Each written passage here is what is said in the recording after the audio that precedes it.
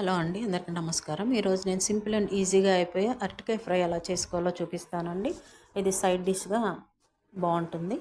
దీన్ని మనం చెక్కు తీసేసి నేను ఎలా కట్ చేసుకోవాలో చూపిస్తాను. స్టవ్ మీద కళాయి పెట్టుకొని ఆయిల్ వేసుకోండి. ఆయిల్ వేసుకున్న తర్వాత పోపు దినుసులు వేసుకోవాలి. కొంచెం శనగపప్పు, మినపప్పు ఎక్కువ వేసుకుంటే కొంచెం క్రంచీగా క్రిస్పీగా ఉంటుందన్నమాట. ఇది కొద్దిగా ఫ్రై అయిన తర్వాత కట్ చేసుకున్న అరటికాయ ముక్కలు వేసుకోవాలి. అరటికాయలు ఇలా పల్చగా ఈ షేప్లో కట్ చేసుకుంటే మీకు క్రిస్పీగా వస్తాయి.